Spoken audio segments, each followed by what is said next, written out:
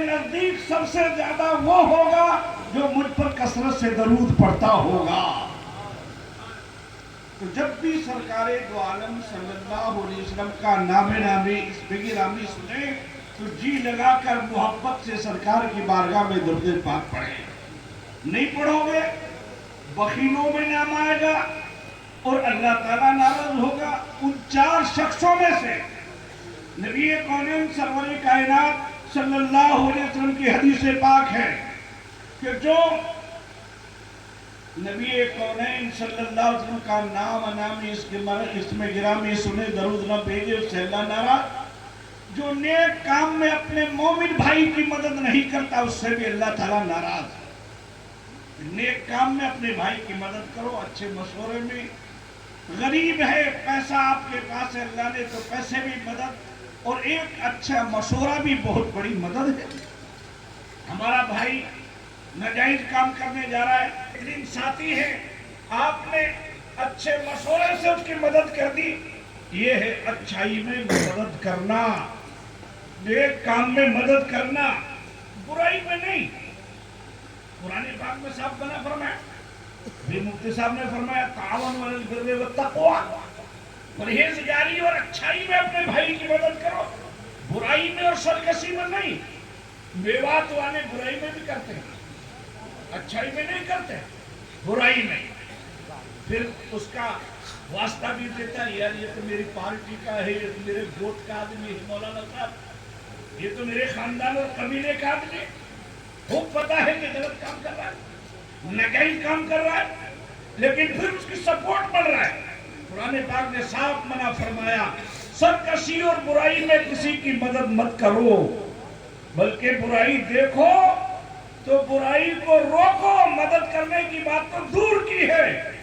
نبی کریم صلی اللہ علیہ وسلم نے ارشاد فرمایا من رأى منکم منکرا فلیغیرہ بیدہ، لوگوں برائی دیکھو تو اپنے ہاتھ کی طاقت سے اس کو روکو، مدد تو دور کی بات ہے، آپ اس کو روکیں، آپ کو اللہ نے طاقت دی ہے ہاتھ کی، تو ہاتھ کی طاقت سے برائی کو روکنے کی کوشش کرو۔ ہاتھ کی طاقت آپ کے پاس نہیں ہے تو آقا دو جہاں صلی اللہ علیہ وسلم ارشاد فرماتے لوگوں زبان کی طاقت سے برائی کو روکو، کہو سے کہ یہ غلط کام ہے۔ آپ کے پاس زبان کی طاقت بھی نہیں، برائی کرنے والا اتنا دلیر ہے کہ ابرو ریزی کر دے، آپ زبان کی طاقت بھی نہیں رکھتے۔ آقا فرماتے ہیں اس برے آدمی سے دور ہو جاؤ، یہی ایمان کا آخری درجہ ہے۔ تیسری بات، جب بندہ مومن عبادت کرے اور دعا نہ مانگے اس سے بھی اللہ تعالیٰ ناراض رہتا ہے۔ چوتھا، جو اذان سنے اذان کا جواب نہ لوٹائے اس سے بھی اللہ تعالیٰ ناراض۔ جب بھی اذان سنے تو اذان کا جواب لوٹائے، مؤذن اذان کہے چپ ہو جاؤ، بات چیت مت کرو، جیسے ہی صدائے توحید کان میں آئی فوراً اپنی بات وہی روک دو، کیونکہ اب تمہاری بات اللہ کی بات سے بڑی نہیں۔ یہی ہمارا سیوا رہا ہے اور ہمارے بزرگان دین کا طریقہ ہی رہا ہے کہ اگر کوئی کپڑا سینے کا کام کر رہا ہے اور اس نے سوئی کپڑے میں ڈالی اور اذان کی آواز آ گئی تو اس کا دل گوارا نہیں کرتا تھا کہ ٹک کو پورا کر لیا جائے، فوراً اس کو چھوڑ دیا کرتے تھے، رکھ دیا کرتے تھے۔ کوئی لوہا گیری کا کام کر رہا ہے، ہتھوڑا اٹھایا اور صدائے توحید اللہ اکبر کی صدا اس کے کان میں پہنچی تو وہ ہتھوڑے کو لوہے پر نہیں مارتا تھا، اٹھا کر الگ رکھ دیا کرتا تھا کہ اب رب کا بلاوا آ چکا ہے، اب اس پہ لوہے پہ ہتھوڑا نہیں مارا جائے۔ کبھی بھی اذان ہوا بالکل اپنے گھروں میں، جہاں بھی چوپال پہ چوراہے پہ جہاں بھی بیٹھے ہو، جیسے ہی آواز آئی جہاں بات ہے وہی اس بات کو بند کر دو، موقوف کر دو اور اذان کا جواب لوٹاؤ۔ نبی کریم صلی اللہ علیہ وسلم نے ارشاد فرمایا جو بندہ مومن، ایک مرتبہ سرکار تشریف لے جا رہے تھے، اذان کے وقت میں عورتیں بات چیت کر رہی تھیں، سرکار نے فرمایا اے عورتیں چپ ہو جاؤ، اذان کا جواب لوٹاؤ۔ عورتوں نے عرض کیا یا رسول اللہ اس میں کیا ملے گا؟ सरकार ने फरमाया, ए औरतों, एक कलमे के बदले में 1-1 लाख नेकी अल्लाह ताला अता फरमाएगा। अज़ान में 15 कलमे हैं, 15 लाख नेकियां एक अज़ान के बदले में मिलेंगी। हम मर्दों को अल्लाह ताला मर्दों के लिए डबल सवाब अता फरमाएगा, क्योंकि मर्द अज़ान सुनकर मस्जिद में नमाज पढ़ने के लिए जाते हैं, औरतें नहीं जाती, वो अपने घर में पढ़े। उनके लिए तो घर ही में नमाज पढ़ना सवाब है, घर के भी बल्कि सहन के बजाय कोने में, और कोने से बेहतर किसी के अंडरग्राउंड मकान हो, जमीन में, शहर में खोद के मकान बनाते हैं ना, उसको अंडरग्राउंड कहते हैं, तहखाना बोलते हैं, उससे ज्यादा सवाब उसके लिए वहां है। तो 4 आदमियों से अल्लाह ताला नाराज रहता है, उनमें से वो शख्स भी है जो प्यारे आका का नाम सुने और दरूद पाक न पढ़े, उससे अल्लाह ताला नाराज रहता है। तुम तो काबिल मुबारकबाद हो, जब भी मेरे आका का नाम सुनते हो, मोहब्बत के साथ दरूद पाक पेश करते हो, और पेश करना चाहिए जब भी आकाए दो जहां सल्लल्लाहु अलैहि वसल्लम का नाम नामी इसमें गिरामी सुने। मोहब्बत की मोहब्बत दीन हक की शर्त अव्वल है, इसी में हो अगर खामी तो सब कुछ नामुकम्मल है। मोहब्बत की मोहब्बत है सनद आजाद होने की, खुदा के दामने तौहीद में आबाद होने की। मोहम्मद है बताए आलमे ईजाद से प्यारा, जनो फर्जंद से, माँ बाप से, औलाद से प्यारा। जी लगाकर दुरूद पाक पढ़े, अल्लाहुम्मा सल्ली अला सय्यिदना व नबियना व हबीबना मौलाना मुहम्मद व बारिक व सल्लिम सलातु व सलाम अलैका या रसूलल्लाह। हमारे अनाम सर ने भी ऐलान किया था कि दूर बैठने वाले ये दूर भी हैं और साथ के साथ बीड़ी की हरकत भी कर रहे हैं।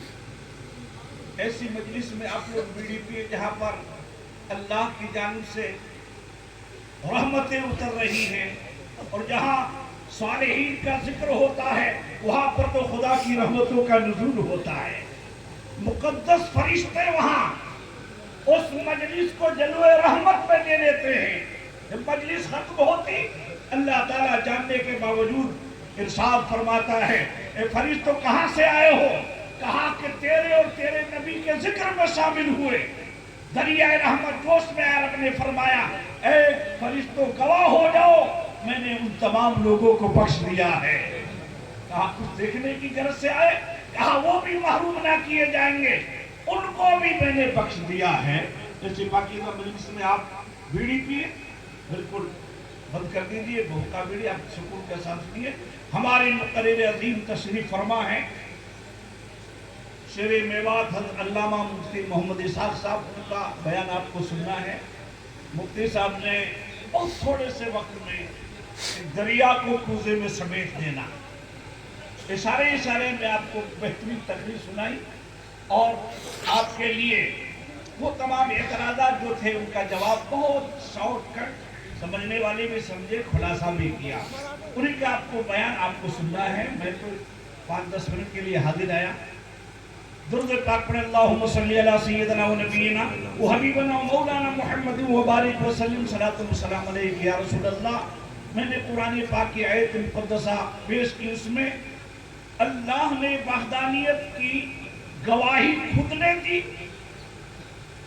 रब की वहदानियत की, और फरिश्तों ने, अहले इल्म ने,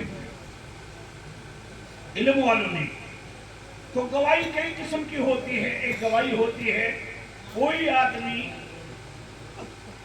काजी के पास दावा करे, मुद्दई और मुद्दा अलैह सामने जाए, तो उससे जिसने दावा किया है वो अपने दावा में सच होने के सबूत में गवाह मांगो, गवाह पेश करो।